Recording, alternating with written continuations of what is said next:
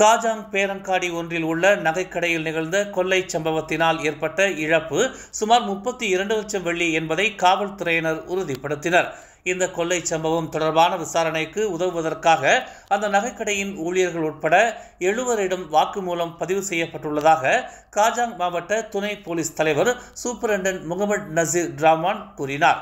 இதன் தொடர்பில் மேலும் சில சாட்சிகளை விரைவில் அழைக்க உள்ளதாகவும் அவர் கூறினார். இக்கொள்ளையின் போது கடையின் கூரையை நோக்கி துப்பாக்கி வேட்டு கிளப்பிய அக்கொள்ளையர்கள் அந்த கட்டிடத்தின் கீழ்த்தளத்தில் உள்ள கார் நிறுத்துமிடம் வழியாக தப்பிச் சென்றனர். புக்கிட்டமான் போதைப்பொருள் குற்றப்புலனாய்வுத்துறை மற்றும் கிளந்தான் போதைப்பொருள் குற்றப்புலனாய்வுத்துறை இணைந்து நடத்திய சோதனையில் 13.5 லட்சம் மதிப்புள்ள ஷாபு கெத்தமின் வகை போதைப் பொருட்களை பறிமுதல் செய்தனர். கடந்த ஜூன் 17ஆம் தேதி நண்பகல் 12:50 மணி அளவில் போதைப்பொருள் குற்றப்புலனாய்வு துறையின் சிறப்பு குழு பூச்சோங்கில் அமைந்துள்ள ஒரு அடுக்குமாடி குடியிருப்பில் சோதனை செய்ததில் அவை கைப்பற்றப்பட்டன. இந்த போதைப் பொருள் விநியோக நடவடிக்கைகளில் ஈடுபட்டதாக நம்பப்படும் 36 வயதுடைய உள்ளூர் இந்திய ஆடவர் ஒருவர் கைது செய்யப்பட்டுள்ளார். இச்சோதனை நடவடிக்கையில் 13.5 லட்சம் வெள்ளி மதிப்பிலான மருந்து பொருட்களை கைப்பற்றியதோடு மருந்து சேமிப்பு கடையையும் முற்றுகையிட்டதாக போதைப்பொருள் குற்ற புலனாய்வுத்துறையின் இயக்குநர் டத்தோகாவ் கோக்சின் கூறினார். பறிமுதல் செய்யப்பட்ட போதைப் பொருட்கள் 1.8 மில்லியன் போதை அடிமைகளால் பயன்படுத்தப்படும் என மதிப்பிடப்பட்டுள்ளது. இந்த போதைப் பொருள் விற்பனை நடவடிக்கை இவ்வாண்டு தொடக்கத்தில் இருந்து மேற்கொள்ளப்பட்டு வருவதாக ஆரம்பகட்ட விசாரணையில் தெரிய வந்துள்ளது. 2 அடுக்கு மாடி வீட்டை வாடகைக்கு எடுத்து அதனை போதை மருந்துகளை சேமிக்கும் இடமாக மாற்றியுள்ளனர். ஒரு முறை பரிமாற்றப்படும் போதைப் பொருளுக்கு 6000 வெள்ளி வரை பணம் கிடைப்பதாகவும் விசாரணையில் தெரிய வந்துள்ளது என்று டத்தோகாவ் கோக்சின் தெரிவித்தார். உளுத்திராம் காவல் நிலைய தாக்குதலுக்கு பின்னால் இருந்த நபரின் குடும்ப உறுப்பினர்கள் 5 பேர் மீது IS எனப்படும் இஸ்லாமிய அரசு தீவிரவாத குழுவின் சித்தாந்தத்தை பரப்புவதன் மூலம் பயங்கரவாதத்தை தூண்டியதாக குற்றம் சாட்டப்பட்டுள்ளது. இந்த 5 பேர் மீதும் ஜொகூர்பாரு அமர்வு நீதிமன்றத்தில் இன்று தனித்தனியாக குற்றம் சாட்டப்பட்டது.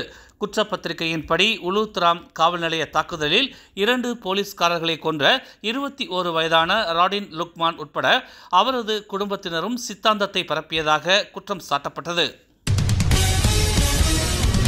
ஹரிரயா ஐடிலதா விடுமுறைக்கு பிறகு மாணவர்கள் முதல் நாள் பள்ளியை தொடங்கவிருந்த நிலையில் SMK குவாலனராங்கில் உள்ள 2 தங்கும் விடுதிகள் இன்று காலை தீப்பிடித்தன. காலை அமர்வு மாணவர்கள் சபையில் இருந்ததால் பிற்பகல் அமர்வு மாணவர்கள் விளையாட்டு நடவடிக்கைகளில் பங்கேற்றதால் பெரிய பாதிப்புகள் இல்லை. காலை 7:37 மணியளவில் இச்சம்பவம் குறித்து அழைப்பு வந்ததை அடுத்து தீயணைப்பு மற்றும் மீட்பு படையினர் அனுப்பப்பட்டனர். தீயினால் ஒரு சேமிப்பு அறை மற்றும் குளியல் அறை பாதிக்கப்பட்டது என்று தெரிவிக்கப்பட்டுள்ளது. விடுதி தொகுதியிலிருந்து புகை வெளியேறியதை கண்ட ஆசிரியர்கள் சம்பவ இடத்திற்கு விரைந்து சென்று விசாரணை நடத்தி உடனடியாக அவசர சேவைக்கு அழைப்பு விடுத்துள்ளனர். பாடசாலையின் விடுதியில் 120 மாணவர்கள் தங்கி இருந்ததாகவும் தீயினால் சுமார் 20 மாணவர்களின் விடுதி அறைகள் பாதிக்கப்பட்டுள்ளதாகவும் தெரிவிக்கப்பட்டுள்ளது. வடக்கு தெற்கு விரைவு சாலையில் வாகனம் ஒன்று மாடு மீது மோதியதில் அவ்வாகனத்தில் இருந்த 30 வயது நபர் ஒருவர் உயிரிழந்தார். நேற்று அதிகாலை 4:55 மணியளவில் ஜலான் டூத்தா சுங்கச்சாவடி அருகே விபத்து நிகழ்ந்ததாக கோலாலம்பூர் போக்குவரத்து புலனாய்வு மற்றும் அமலாக்கத்துறை தலைவர் ஷரீஃபுடின் சலே தெரிவித்தார். பாதிக்கப்பட்டவர் பலத்த காயமடைந்து சம்பவ இடத்திலேயே இறந்ததாக தெரிவிக்கப்பட்டுள்ளது. மலேசியா சீனா ராஜதந்திர உறவுகளின் 50வது ஆண்டு நிறைவை புதிய தொடக்க புள்ளியாக கொண்டு வளர்ச்சி யுத்திகளை மேலும் ஒருங்கிணைக்கவும் பரஸ்பர நன்மை பயக்கும் ஒத்துழைப்பை ஆழப்படுத்தவும் நாகரிகங்களுக்கு இடையே பரிமாற்றங்கள் மற்றும் பரஸ்பர கற்றலை அதிகரிக்கவும் மலேசியாவுடன் இணைந்து பணியாற்ற சீனா தயாராக உள்ளது என்று சீன பிரதமர் லீ குயாங் கூறினார்.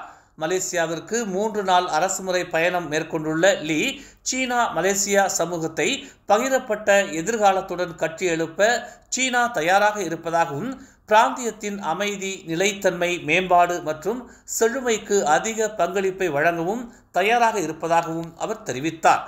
தற்போது சீனா உயர்தர வளர்ச்சி மூலம் அனைத்து முனைகளிலும் நவீனமயமாக்கலை முன்னெடுத்து வருகிறது.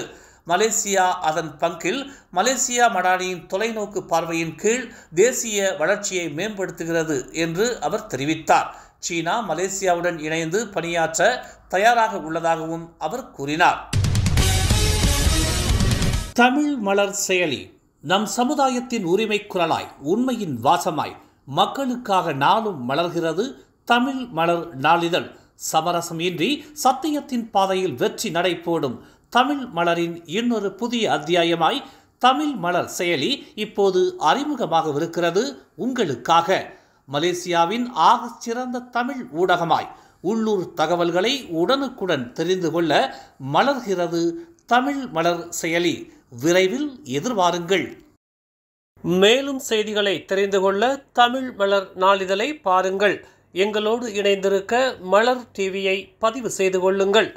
உறவுகள் மகிழ்ந்திட விருப்பம் மற்றும் பகிர்வு சேவையை சொடுக்கிடுங்கள்.